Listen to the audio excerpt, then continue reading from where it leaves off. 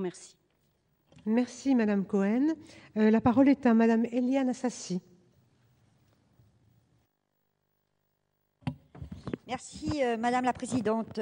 Je voudrais profiter de ce débat pour consacrer un peu de temps à une situation que nous avons évoquée dans la discussion générale, c'est-à-dire la situation des personnes dites trans, les transsexuels, les transgenres.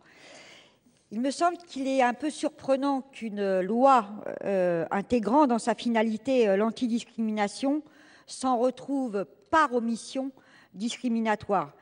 Si au premier regard, l'inclusion de cette population apparaissait, selon certains parlementaires, comme dépourvue d'intérêt, ayant considéré que le harcèlement sexuel s'étendait à toute situation de harcèlement à connotation sexuelle, le débat démocratique, comme la réalité vécue, impose que nous ne puissions nous exonérer de la problématique de ces personnes directement concernées, car cible ô combien privilégiées. Ce sont des personnes qui, à vrai dire, font souvent fantasmer, dans le très mauvais sens du terme, attirant des comportements néfastes, voire prédateurs, liés à une incompréhension ou une haine de la différence. Après tout, quoi de plus différent qu'une personne trans? Ce sont des personnes dont la particularité est une condition qui existe depuis l'aube des temps, dans toutes les cultures, dont personne ne sait aujourd'hui expliquer l'origine et dont la seule nouveauté moderne est la capacité médicale d'opérer une transformation physique.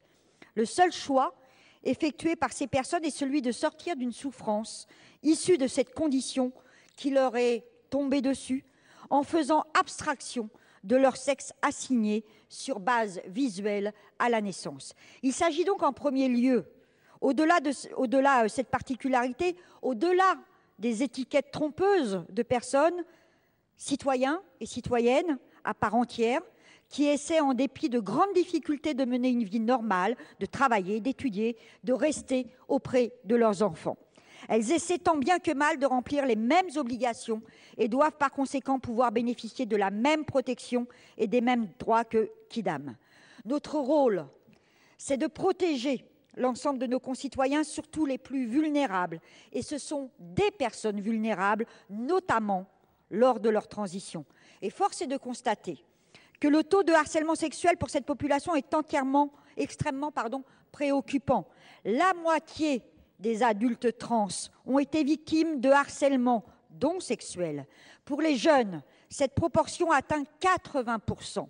6% des adultes et jusqu'à 12% des mineurs ont subi des agressions sexuelles. Ce harcèlement sexuel est le plus souvent utilisé pour les humilier. Ces harcèlements sont d'autant plus préoccupants que le harcèlement est souvent le début d'un engrenage de grande marginalisation et d'exclusion sociale.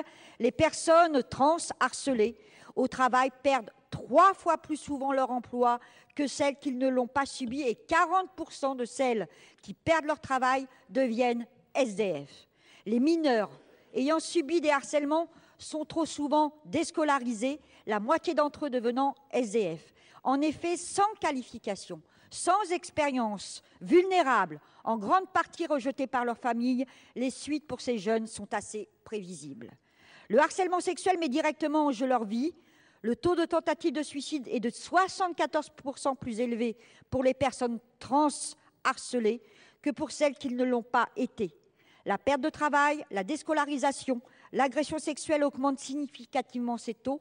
Les trans qui ont subi une agression sexuelle en tant que mineurs, par exemple, font preuve d'un taux de tentative de suicide d'environ le double de ceux et celles qui n'en ont pas subi. Fermer les yeux à une telle chose n'est plus possible. Et quand ces personnes souffrent, leur entourage souffre aussi, affectivement et financièrement. 5 000 à 10 000 enfants sont issus de parents trans en France. 3 000 à 5 000 personnes sont conjointes ou ex-conjoints de trans. À cela s'ajoutent les parents, les frères et les sœurs, les collègues, les amis. Et c'est ainsi tout un tissu social de 50 000 à 75 000 personnes qui est fragilisé par la vulnérabilité exacerbée des personnes trans. Dans l'article 3 de la directive 2006/54/CE, souvent citée dans les débats actuels sur la nouvelle loi, il est écrit, je cite, « La Cour de justice a considéré que le champ d'application du principe d'égalité de traitement entre les hommes et les femmes ne saurait être réduit aux seules discriminations fondées sur l'appartenance à l'un ou l'autre sexe. Eu égard à son objet et à la nature des droits qu'il tend à sauvegarder, ce principe s'applique également aux discriminations qui trouvent leur origine dans le changement de sexe d'une personne. » Ainsi, il me semble que nous avons l'obligation, dans le respect de la dignité et de la vie de l'ensemble de nos concitoyens, dans le respect de nos valeurs, dans le respect de nos obligations internationales, de rectifier cette situation. Tel est le sens de cette intervention sur article. Merci.